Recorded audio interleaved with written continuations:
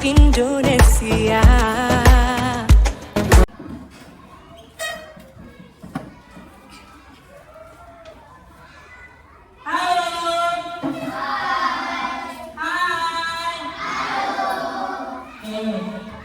Assalamualaikum warahmatullahi wabarakatuh.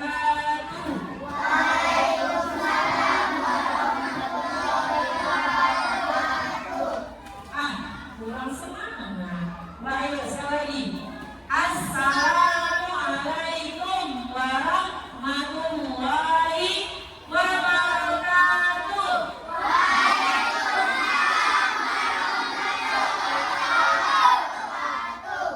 Ya, mantap. Oke, hari ini kita akan membuat namanya keyakinan kelas. Coba, negara kalian itu bertanya dulu. Siapa yang tahu apa itu keyakinan kelas? Biasakan kalau mau menjawab, tunjukkan. Ya, di kanan siapa yang tahu? Ya, apa itu Bang? Kesepakatan kelas. Oke, bagus. Kesepakatan ke? Ya, kesepakatan itu kita membuat peraturan yang kita buat sendiri, ya kan? Bukan peraturan yang ada di sekolah. Ya, kita buat bersama-sama. Kita sepakati bersama antara ibu dan kalian. Iya, berarti kita bersama-sama menyepakati apa-apa saja, hal-hal apa saja yang mau kita buat untuk membuat kesepakatan atau peraturan yang tepat. Nanti ibu akan memajangkan kertas kabel ini di papan tulis, ya. Nanti kamu akan ibu bagikan juga ini apa? Sticky note, ya kan? Kamu nanti ibu bagikan satu persatu, lalu kamu tuliskan apa yang mau kamu buat. Kira-kira mau menjadi apakah kelas kita? Mau seperti apakah kelas kita? Kira-kira contohnya seperti ini. Tidak boleh? Tidak boleh Pak? Tidak boleh buang sampah sembarang. Ya, boleh. Tidak boleh ribut. Apa lagi? Iya, kelas yang bersih. Ya, sama itu. Berarti kalau kita mau punya kelas yang bersih, berarti tidak boleh buang sampah sembarang. Ya, apa lagi? Banyak loh. Kita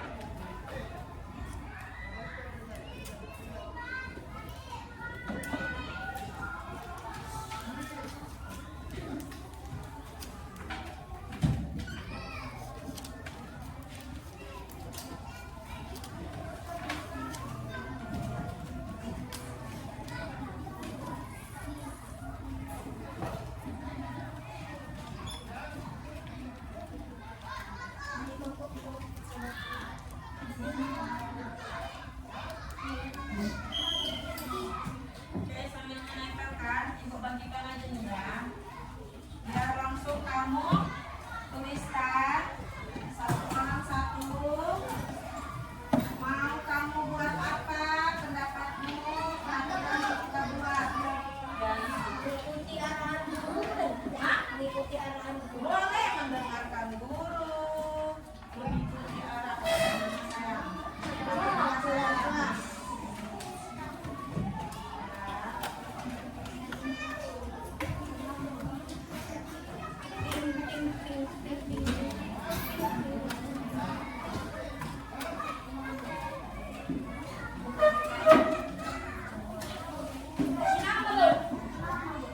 Boleh bikin nama di atasnya ya, biar tahu ini dari siapa, dari siapa.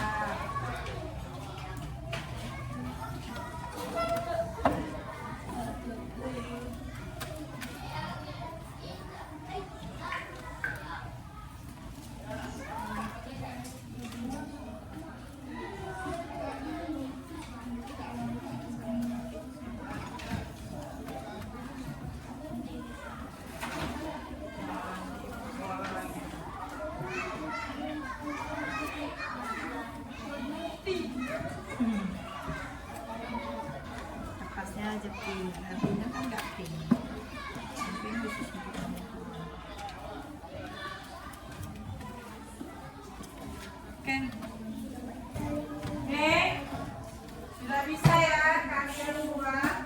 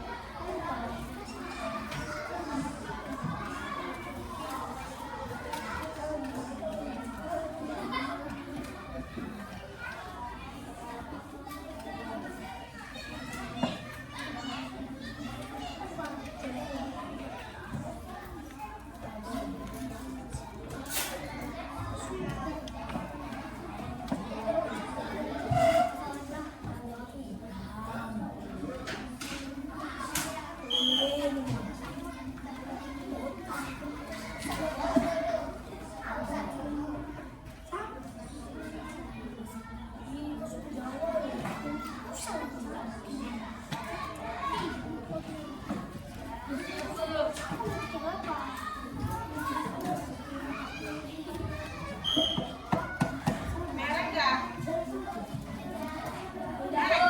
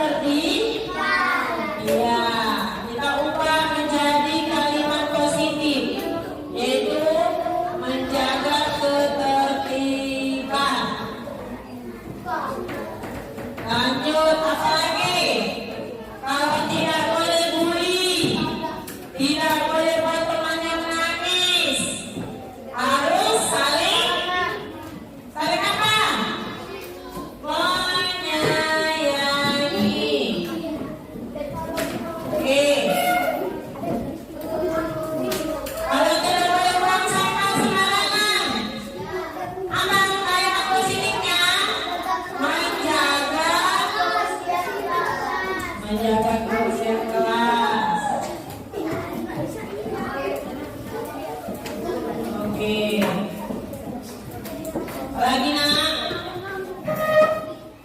Mendengarkan arahan guru. Oke.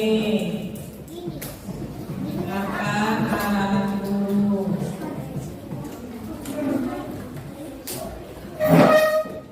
Bersikap apa lagi? Jujur. Harus jujur. Bersikap sopan. Iya, sopan santun. Apa lagi? Apa?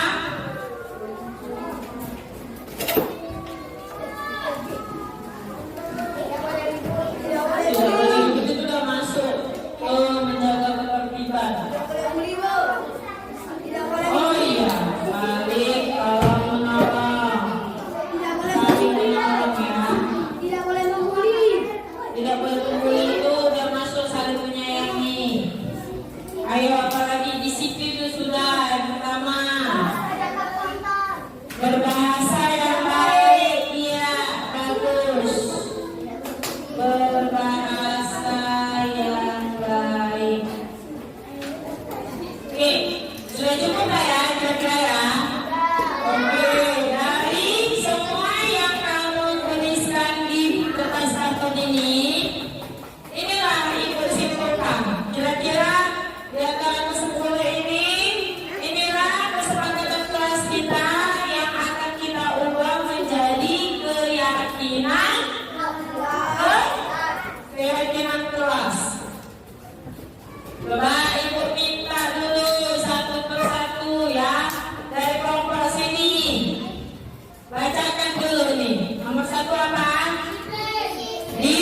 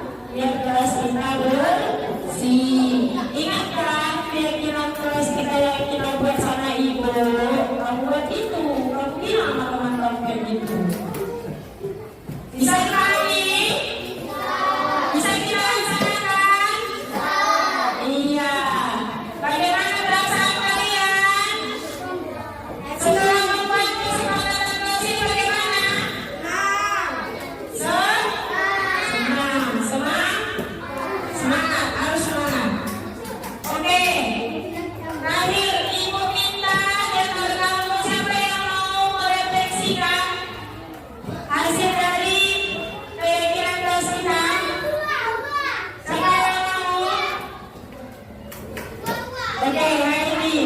Ayo maju nak.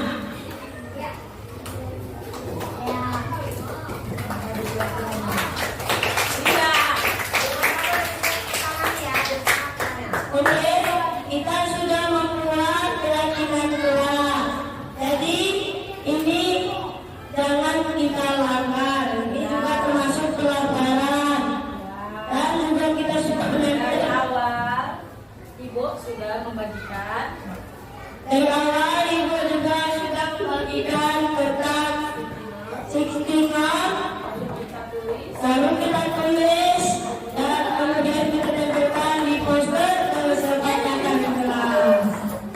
jadi keyakinan kelas Jadi keyakinan kelas harus dilaksanakan dan dengan bertanggung dan dengan bertanggung jawab.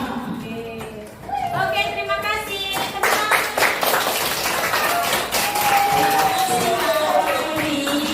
Oke, terima kasih ya Bapak Ibu semuanya. Ya, oke, Ibu Surahi, assalamualaikum warahmatullahi wabarakatuh. Assalamualaikum warahmatullahi wabarakatuh. Nama saya Airida Fatimah dan saya senang sudah membuat keyakinan kelas bersama ibu-ibu saya. Dan kami sudah menuliskan di kertas not dan lalu menempelkannya di poster kesepakatan kelas. Dan kami bisa melaksanakannya dengan bertanggung jawab. Terima kasih. Wassalamualaikum warahmatullahi wabarakatuh.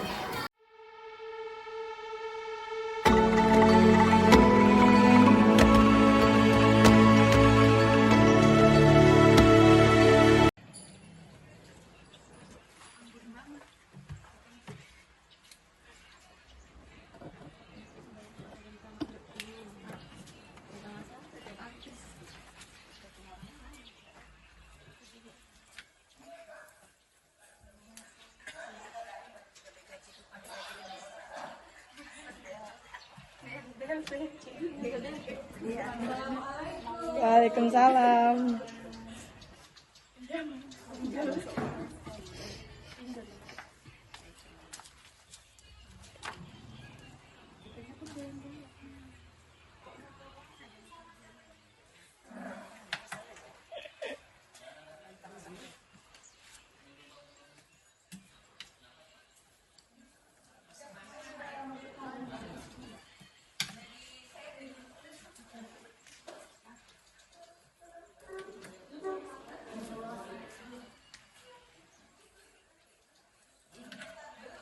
Assalamualaikum. Bismillahirrahmanirrahim. Air beria tanda tak dalam. Air yang tenang seperti berlian. Izinkan saya mengucapkan salam. Assalamualaikum warahmatullahi wabarakatuh.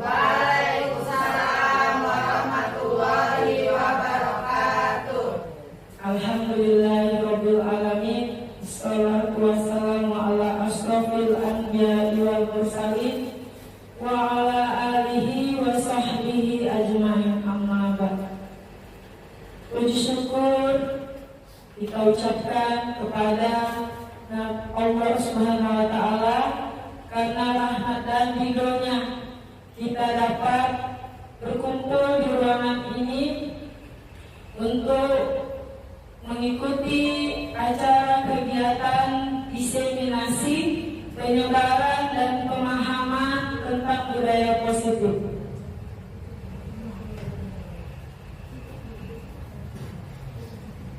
Di sini saya memenuhi salah satu tugas dari program pendidikan guru penggerak.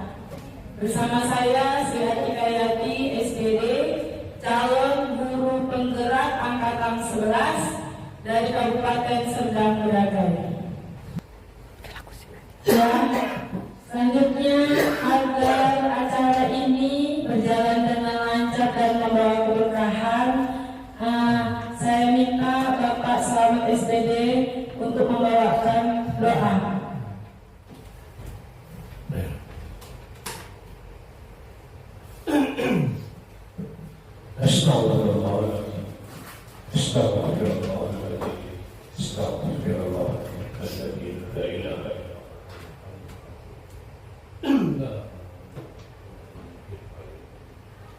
أعوذ بالله من الشيطان الرجيم. بسم الله الرحمن الرحيم. الحمد لله رب العالمين. صلاة والسلام على أشرف الأنبياء والمرسلين وعلى آله وأصحابه رسول الله أجمعين.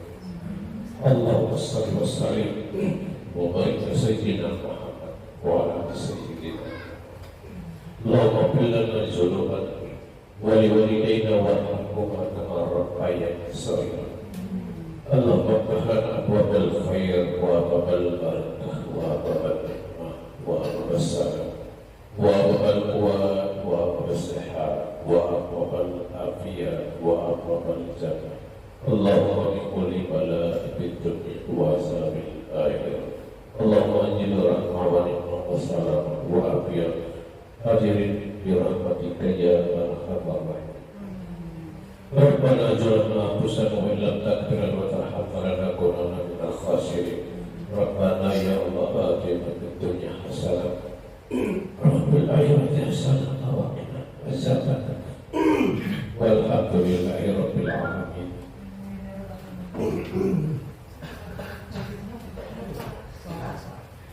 Terima kasih pada Bapak Selamat telah membawakan doa.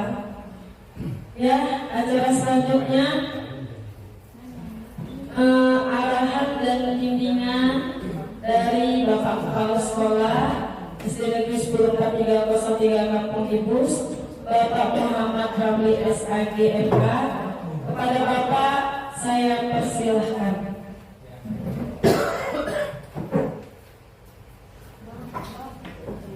Terima kasih. Assalamualaikum warahmatullahi wabarakatuh. Waalaikumsalam warahmatullahi wabarakatuh. Hamdan wa syukran lillah wa salatu wassalamu ala rasulillah wa ala alihi wa ashabihi ajma'in, amma ba'du. Puji syukur kehadirat Allah Subhanahu wa taala, pada hari ini kita dilimpahkan kesehatan dan keafiatan sehingga kegiatan yang direncanakan hari ini berjalan dengan sebagaimana biasa, sebagaimana mestinya. Salawat dan salam kita hadiahkan kepada Rasulullah Muhammad SAW. Yang kami hormati Bapak dan Ibu guru, terkhusus Ibu guru calon guru penggerak yang hari ini akan melaksanakan kegiatan aksi nyata diseminasi budaya positif pengibasan kepada guru-guru di sekolah SD Negeri 104303 Kampung Ibus ini. Pertama ingin saya sampaikan selamat kepada Ibu Sukayati sebagai salah satu calon guru penggerak angkatan 11 tahun 2024. Ini akan menjadi satu aset bagi sekolah kita yang mana akan memberikan aksi nyata budaya positif yang bisa kita tiru, kita imbas dari apa yang dilakukan oleh Bu Sri Atika Yati. Oleh karena itu, tentu program calon guru penggerak ini adalah program yang positif bagi kemajuan sekolah kita, dan tentu ini juga akan berimbas kepada pembelajaran di kelas dan di sekolah, dan pada akhirnya nanti akan meningkatkan rapor pendidikan sekolah kita. Kemudian bagi Bapak Ibu guru yang diimbaskan, mudah-mudahan bisa mencontoh dan meniru dan memahami apa sebenarnya kita sebagai tugas sebagai guru, dan tidak hanya menyampaikan pelajaran kelas, tapi juga sebagai pendidik, pembimbing, pengayom, dan pengganti orang tua di sekolah. Jadi di kurikulum Merdeka ini kita menghamba kepada anak. Oleh karena itu, selama jam pembelajaran, tanggung jawab Bapak dan Ibu guru adalah bagaimana mengayomi anak-anak supaya termotivasi untuk terus belajar dan mengembangkan dirinya. Dan mudah-mudahan apa yang disampaikan oleh Bu Sri Atika bisa Bapak Ibu pahami dan Bapak Ibu ngerti. Jika memang tidak, akan bisa diskusi kembali di saat ini dan di waktu yang lain. Pada Ibu Sukawati, terima kasih dan mudah-mudahan ini bermanfaat untuk sekolah kita.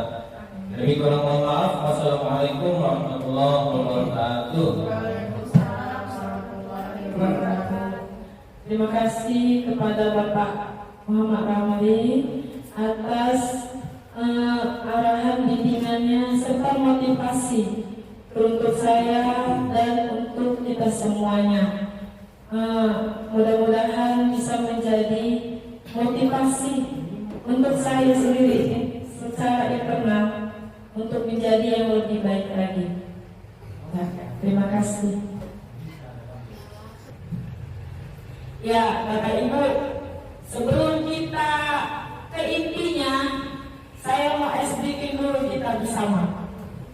Yang simpel aja, ya. Ini berhubungan, ya, Ibu, saya minta tolong berdiri. Berhubungan dengan yang kita mau bahas tentang budaya positif, jadi saya mau memunculkan hal positif kepada Bapak dan Ibu. Ya, cara bermainnya, Bapak Ibu berhadapan dengan temannya, ya. Ibu, berani sama saya aja, Bu. Jadi nanti kita yuk senyum. Kalau bisa nampak ketawa kita paginya senyum orang, ya biar kita timbulkan aura positif kita. Itu 1 sampai 3, nanti bergerak 30 detik. Oke, 1, 2, 3, ayo kita tatap teman kita. Ini yang sudah tuh. Ini yang sudah tuh.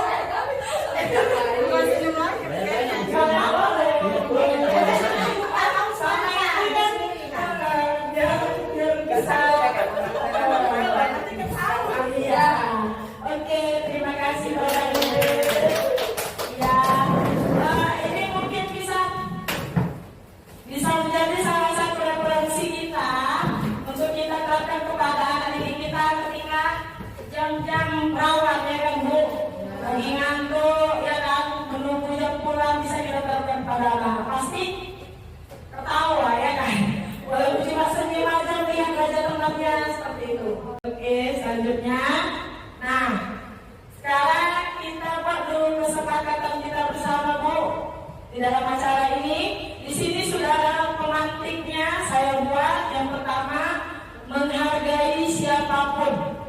Yang kedua, menjadi pendengar yang baik, berpakaian yang rapi dan sopan, izin saat hendak keluar, dan boleh makan dan minum dengan tenang. Kira-kira di antara Bapak Ibu, siapa yang bisa menambahkannya, Bu? Mana tahu ada yang bisa kita tambahkan?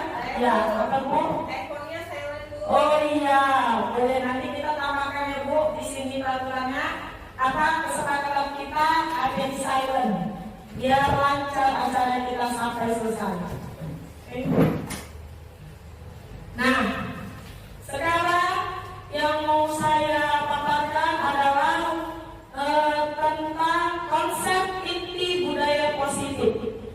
Ada yang pertama perubahan paradigma belajar, selanjutnya disiplin positif, nilai-nilai kebajikan, motivasi perilaku manusia, keyakinan kelas, kebutuhan dasar manusia, posisi kontrol restitusi, dan segitiga restitusi.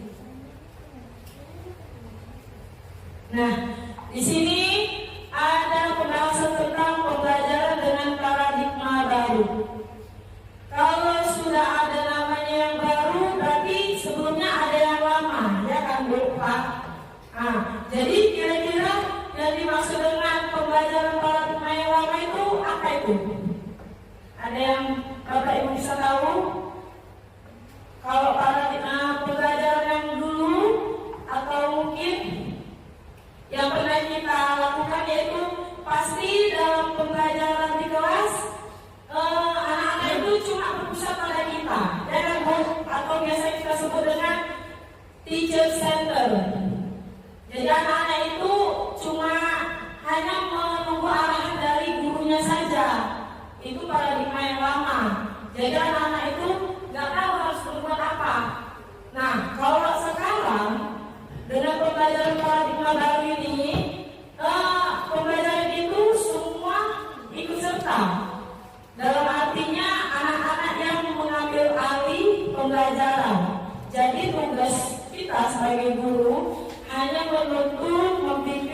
mendampingi anak-anak kita. Di sini pembahasannya pembelajaran dalam paradigma baru merupakan pembelajaran yang dirancang berdasarkan prinsip pembelajaran yang berdiferensi, sehingga para peserta didik belajar sesuai kebutuhan berdasarkan tahap perkembangan sesuai dengan teori, psikologi, model untuk mewujudkan profil pelajar Pancasila.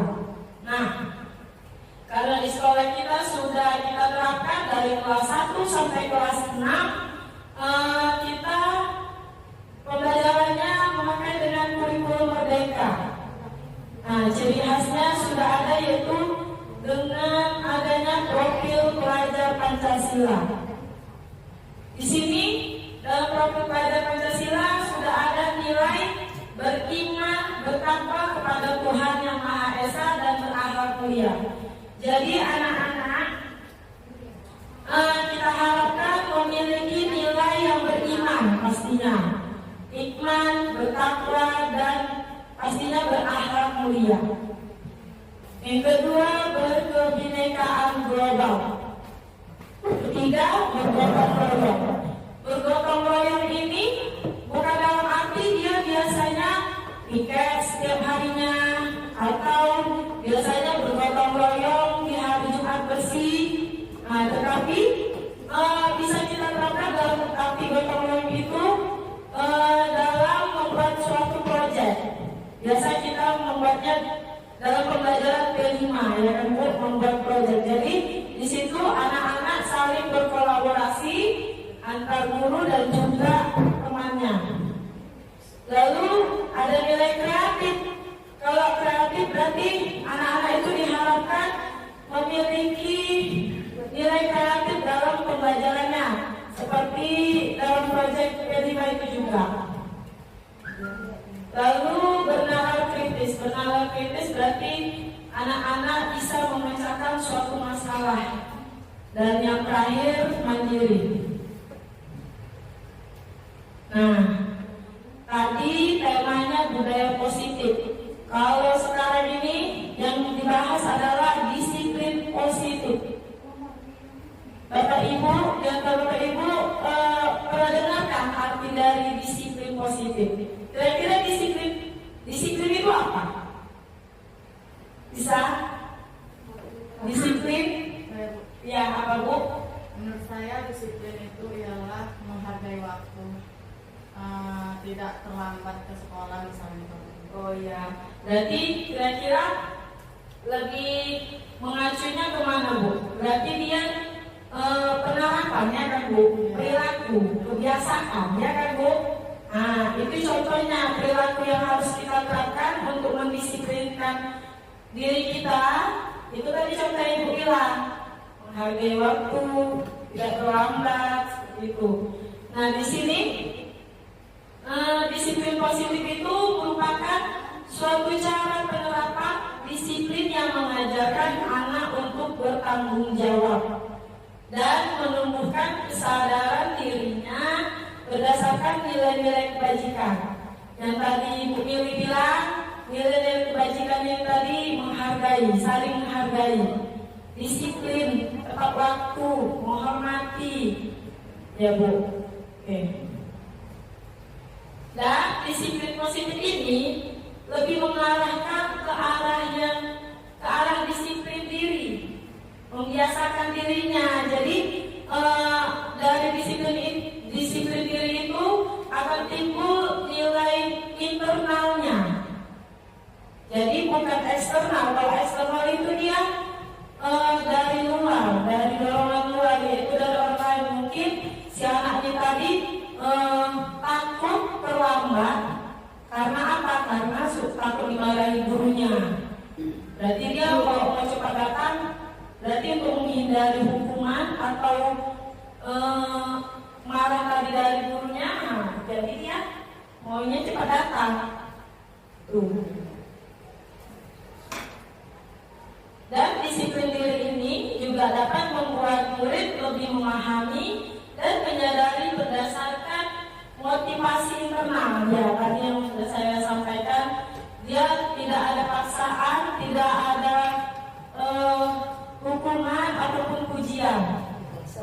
Iya. Lanjut, teori tentang motivasi perilaku manusia. Ya, di sini ada 3 motivasi perilaku manusia. Yang pertama, untuk menghindari ketidaknyamanan atau hukuman. Yang kedua, untuk mendapatkan imbalan atau penghargaan dari orang lain. Jadi, kalau yang pertama dan yang kedua ini motivasinya eksternal, dari dorongan dari luar, gitu Bu.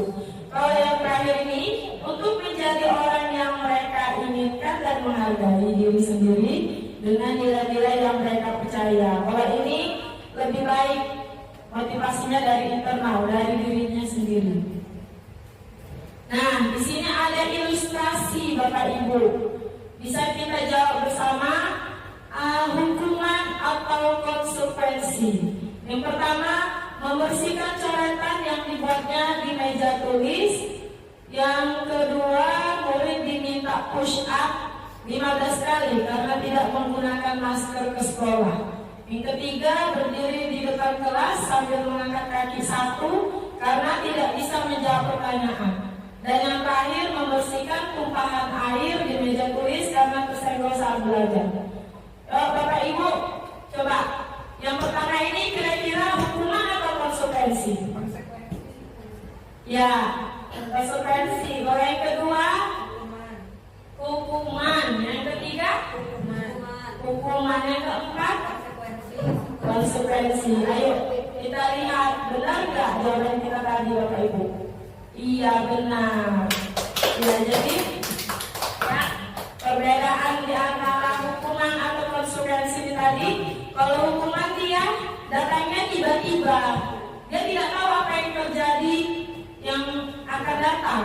Kalau konsekuensi dia sudah disepakati sesuai dengan peraturan yang berlaku. Nah, selanjutnya ini ada keyakinan kelas. Ada pertanyaan ini Bapak Ibu, mengapa keyakinan kelas, mengapa bukan peraturan kelas? Nah, di antara Bapak Ibu ada nggak yang bisa Ibu kasih pendapat? Kira-kira apa itu ya peraturan kelas atau keyakinan kelas? Ya Bu.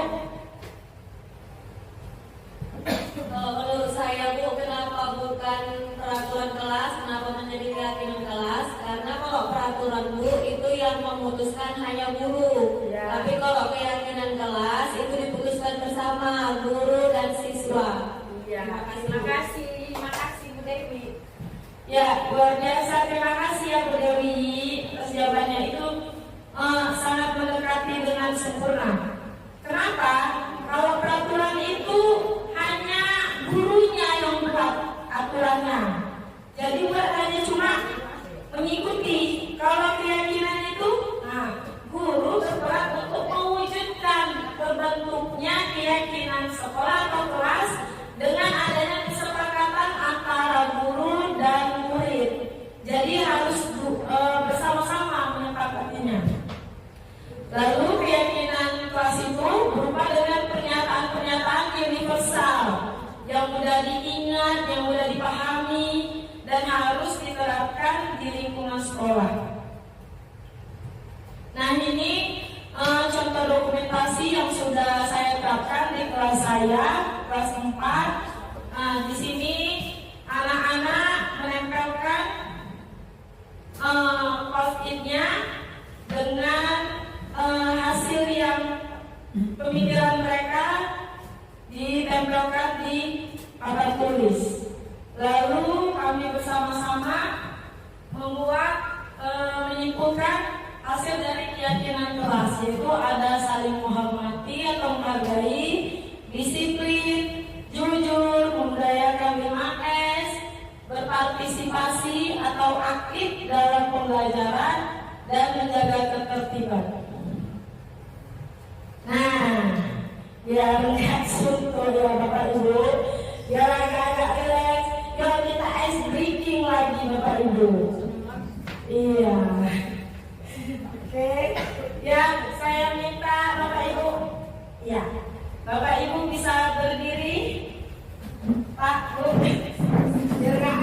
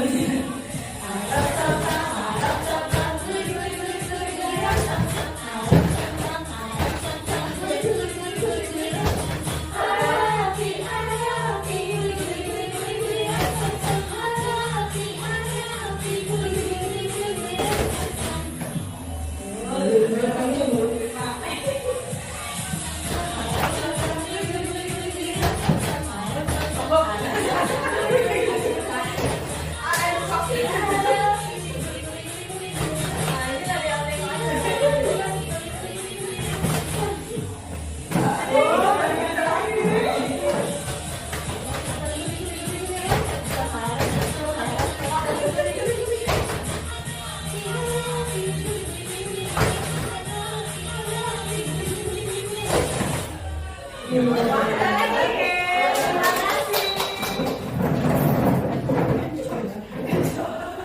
Jangan sampai salah dulu.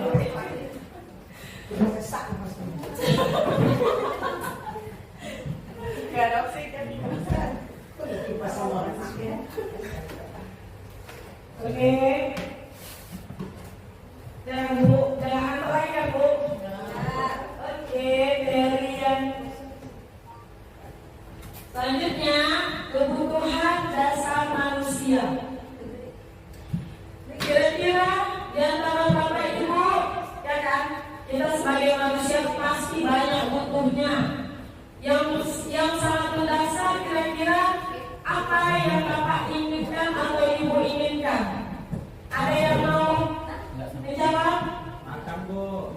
Iya, makan. Apa Bu? Panggang papan. Iya. Ada lagi yang menambahkan? Yang lebih mendasar Bu. Kalau itu kan memang betul Cinta dan kasih sayang, Bu. Kamu? Mau diperhatiin terus Bu. Oh iya, sama-sama Bu. Mami dong. Oh iya, iya Bang. Kalau udah ada suaminya, ada istrinya, pasti inginnya diperhatiin, disayang, ya kan, dimanja, gitu. Dikasih duit. Oke, lanjut Bu. Nah di sini ada pernyataan. Ketika seorang murid melakukan suatu perbuatan yang bertentangan dengan nilai-nilai kebajikan atau melanggar peraturan, hal itu sebenarnya dikarenakan mereka gagal memenuhi kebutuhan dasar mereka. Oke, di sini dalam memenuhi kebutuhan dasar manusia itu ada 5 Bu. Ada yang bertahan hidup, itulah tadi sandang, makan ya kan Bu. Yang kedua kasih sayang, itulah tadi minta diperhatiin dan rasa diterima. Yang ketiga penguasaan. Yang keempat kebebasan dan yang terakhir kesenangan. Di sini saya ambil ada salah satu studi kasus tentang Ibu Zulaika, guru dari kelas 2 di SD Pelita. Dia sedang bingung menghadapi ulah salah satu murid di kelasnya yang bernama Tommy. Beberapa anak telah mengeluhkan Tommy ini sering kali meminta bekal makanan siang mereka dengan paksa. Jika Anda menghadapi situasi seperti ini, Ibu Zulaika, apa yang akan Bapak Ibu lakukan? Menurut Bapak Ibu, kira-kira apa alasan si Tommy melakukan hal itu? Coba, ada nggak yang mau berpendapat? Kira-kira kalau Ibu atau Bapak menjadi Ibu Zulaika, adakah yang mau ini? Mamanya satu. Apa Bu? Mamanya si Tommy gak masak, Bu. Makanya dia ini memaksa orang minta makan sama orang. Oke, karena mamanya nggak masak. Oh iya. Oke. Bu, Ya Bu? mungkin Bu karena nggak dikasih duit jajan sama mamanya Bu, makanya dia minta sama kawannya. Iya, bisa jadi. Jadi kalau kita jadi Ibu Zulaika, bagaimana kita mengatasi permasalahan ini? Ada yang bisa menambahkan Bapak Ibu? Bagaimana? Ya, bagaimana Pak? Ya, kalau jika saya di posisi Ibu Zulaika, saya akan memanggil si Tommy secara empat mata. Karena apa? Karena kita harus menghadapi anak-anak itu kalau dalam suatu masalah tidak boleh di halayak ramai. Jadi saya akan memanggil dia bertatapan secara empat mata, berbicara apa masalah atau kendala kenapa nak tidak membawa bekal ke sekolah. Pasti anak itu memberikan alasan, apakah seperti yang Bu Noka bilang mamanya nggak masak, atau Bu Dewi bilang tadi nggak dikasih uang jajan. Pasti anak itu bercerita sama kita. Setelah kita mengetahui, maka kita akan memberikan solusi atas permasalahan yang dihadapi si Tommy. Kalau pada saat itu apakah bisa berbagi rasa bersama teman-teman yang bawa bekal makanan lebih, bisa kita berikan bersama Tommy sembari Nanti kita cari solusinya supaya Tommy ini bisa membawa kita lagi ke sekolah. Mungkin itu Bu, terima kasih. Ya, terima kasih Pak Hendy atas tanggapannya. Ya, saya juga sama setuju apa yang Bapak sampaikan. Mungkin karena dia mungkin mamanya nggak masak, tadi alasannya kan kenapa? Jadi ada beberapa alasan Bapak Ibu. Alasan pertamanya mungkin karena dia lapar, karena orang tuanya tidak membawa bekal. Jadi dia berusaha dengan kebutuhan untuk bertahan hidup atau biasa disebut dengan survival. Kalau yang alasan kedua, dia senang sama temannya. Jadi dia senang kalau temannya memperhatikan dia, gurunya memperhatikan dia. Makanya dia mau ngambil makan teman, memasak temannya untuk ngambil bekal itu tadi. Jadi kebutuhannya minta diperhatiin, yaitu kasih sayang dan rasa sayang. Ya, sekarang kita masuk ke posisi kontrol restitusi. Kalau posisi kontrol restitusi, kalau restitusinya kita hapus, ya, jadinya posisi kontrol. Apa itu artinya posisi kontrol, Bapak Ibu? Ada yang bisa menanggapinya? Ada yang tahu Bapak Ibu? Apa Bu posisi kontrol? Bu. Ya, apa ini? Pengendalian Bu. Iya, pengendalian. Jadi kita sebagai guru, posisi kita itu kita harus tahu di mana aja posisi kita berada. Nah, ini ada 5 Bapak Ibu. Yang pertama, guru itu sebagai penghukum. Yang kedua, guru sebagai pembuat merasa bersalah. Yang ketiga, guru sebagai teman. Keempat, guru sebagai pemantau. Dan yang terakhir, guru sebagai manajer. Ya, di sini saya ambil contoh penerapan 5 posisi kontrol restitusi. Kasusnya sudah biasa nih terjadi di sekolah kita. Siswa tidak memakai atribut lengkap saat upacara bendera. Nah, kalau posisi kita sebagai penghukum, pasti kita mengeluarkan kata-kata seperti ini. Hormat ada bendera selama 1 jam. Kayaknya kejam gitu lah kita dengarnya. Nah, kalau pembuat merasa bersalah, seperti ini kata-katanya. Berapa kali ibu bapak harus memberitahu kamu selalu saja mengecewakan ibu bapak. Ya, kalau jadi teman, ayo dong ikuti aturan sekolah, tolong bantu ibu bapak. Ya, sekali ini. Ya sudah, tidak apa-apa.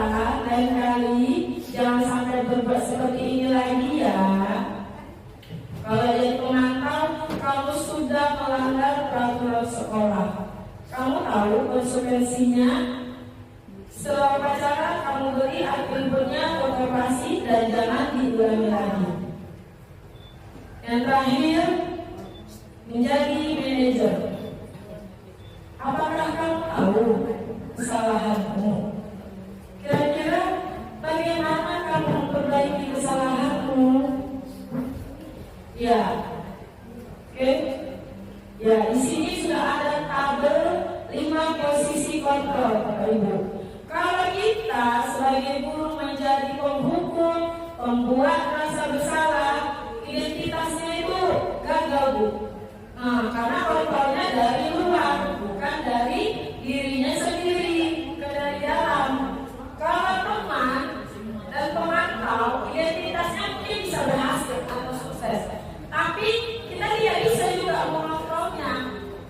Ya, karena dia mengharapkan imbalan atau tergantung pada orang lain. Kalau manajer, identitasnya berhasil karena dia pasti mengontrol dirinya. Dia tahu kalau dia berbuat salah, dia pasti tahu nih apa alasan dari balik masalah itu. Oke, lanjut Bu. Nah, posisi kontrol restitusi yang lebih baik kita posisikan sebagai manajer. Nah, karena sebagai manajer, guru dapat berbuat sesuatu bersama murid. Ya, masuk Pak. Oke. Nah, karena guru dapat berbuat sesuatu bersama murid, karena kita mempersilahkan murid untuk lebih bertanggung jawab dan mendukung murid agar dapat menemukan solusinya.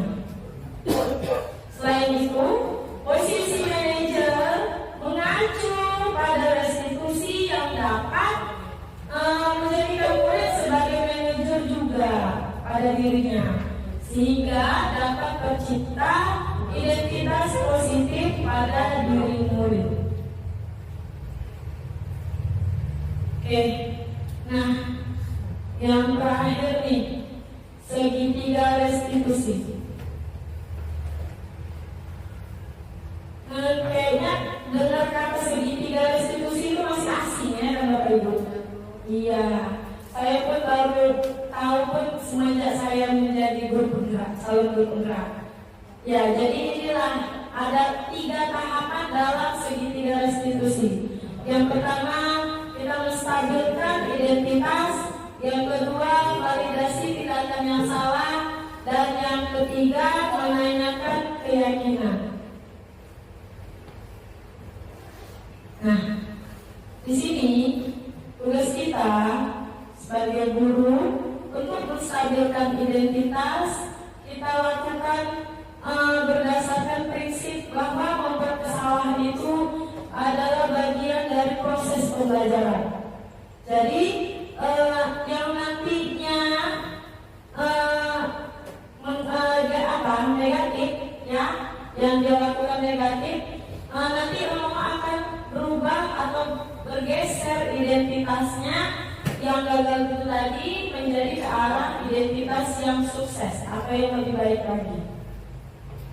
Nah, ini dia cara menerapkan contoh kata-katanya ya, yang biasa kita bisa lakukan kepada murid untuk menstabilkan identitas. Yang pertama, berbuat salah itu hal yang manusiawi. Yang kedua, tidak ada yang manusia yang sempurna, ya kan? Kita pun sebagai manusia tidak ada yang sempurna, ya kan Bapak Ibu? Ya Bu. Jadi bisa kita ucapkan seperti itu sama anak-anak. Pasti dia lama-lama berperasaan mau ngomong sama kita baik-baik juga kalau kita mengumpamakan kata-kata itu. Lalu kita pasti bisa menyelesaikan permasalahan ini. Lanjutnya Bapak Ibu, ya. Selanjutnya, validasi tindakan yang salah. Dalam memvalidasi tindakan yang salah dilakukan berdasarkan bahwa setiap perilaku berupaya memenuhi suatu kebutuhan tertentu, sehingga guru atau orang tua si anak tadi akan bergeser juga pemikirannya untuk menstimulus respon menjadi proaktif, serta akan lebih mengenali dan mengakui kebutuhan murid atau anak. Nah, jadi yang kedua ini kita harus menanyakan dulu apa alasan anak itu melakukan hal seperti itu. Jadi dengan kata-kata seperti inilah kita bisa tanyakan untuk memvalidasi tindakan yang salah. Seperti kamu pasti punya alasan mengapa melakukannya. Nah, yang kedua, padahal kamu bisa melakukannya lebih dari ini ya. Lalu kamu patut bangga karena telah melindungi sesuatu yang penting buatmu. Jadi anak-anak itu jangan langsung kita marahi, jangan langsung kita salah-salahi. Pasti anak-anak itu berbohong. Dia tidak mau jujur sama kita. Kalau kita sudah ngejat dia duluan, sudah kita salahi dia duluan, seperti itu. Nah, yang terakhir, kita tanya dulu keyakinannya. Apa tujuannya?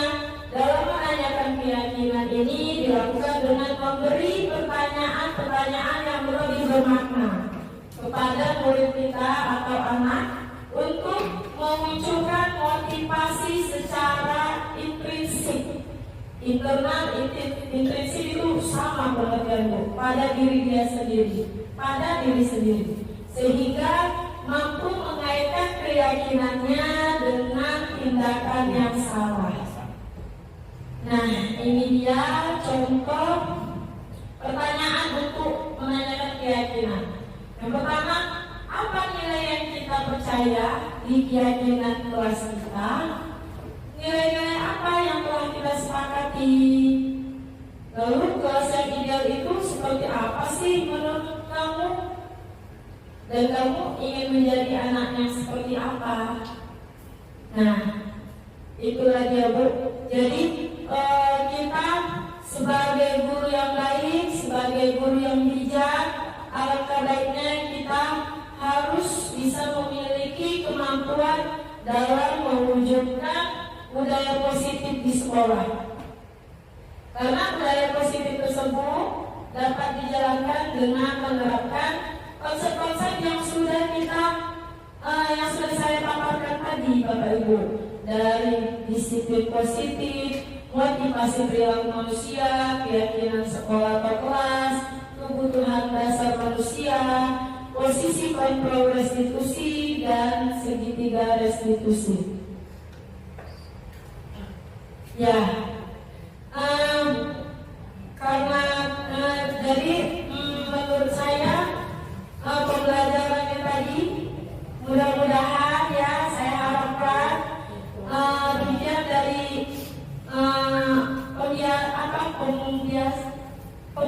penjelasan dari materi yang saya paparkan ya Bapak Ibu. Saya berharap di SD kita yang kita cintai ini, SD Negeri. Assalamualaikum warahmatullahi wabarakatuh. Perkenalkan, nama saya Dewi Sekarsari SPD. Saya mengajar di kelas 1 dari SD Negeri 10403 Kampung Ibu Serampa. Pada hari ini Bu Sri Atika telah melakukan diseminasi budaya positif di sekolah kami. Materi yang disampaikan oleh Bu Sri Atika sangat bermanfaat sekali bagi saya, karena saya jadi mengerti tentang penerapan disiplin positif di sekolah, dan saya juga tahu bagaimana cara membuat keyakinan kelas di kelas saya. Dan Assalamualaikum warahmatullahi wabarakatuh. Perkenalkan, nama saya Hendy Rwanda, guru SD 10403 Kampung Ibus, Kecamatan Serampa, Kabupaten Sedang Beragai. Di sini saya ingin memberikan refleksi atas kegiatan yang dilakukan oleh rekan sejawat saya, Ibu Sri Atika Yati, dalam kegiatan diseminasi budaya positif yang diimbaskan kepada kami. Sangat luar biasa kegiatan yang dilakukan oleh Bu Sri Atika Yati. Kami mampu memahami bagaimana pentingnya budaya positif di sekolah, karena budaya positif itu adalah kebiasaan-kebiasaan baik yang akan menjadi karakter di sekolah kami. Dan juga banyak materi yang kami dapatkan semalam, seperti 5 posisi kontrol guru dan lain sebagainya. Itu semoga dapat kami praktikkan bersama murid kami, terutama membuat keyakinan kelas yang selama hari ini kami pahami hanya kesepakatan kelas atau peraturan kelas, tetapi keyakinan kelas yang bisa kami laksanakan di kelas itu memberdayakan siswa aktif, siswa terlibat dalam membuat keyakinan kelas. Terima kasih Bu Sri Atika Yati yang sudah memberikan penjelasan yang sangat baik kepada kami semalam. Semoga ilmu yang kami dapatkan ini bermanfaat. Sukses selalu untuk Bu Sri Atika Yati dalam mengikuti program calon guru penggerak Angkatan 11 Kabupaten Sedang Beragai. Terima kasih. Wassalamualaikum warahmatullahi wabarakatuh. Waalaikumsalam.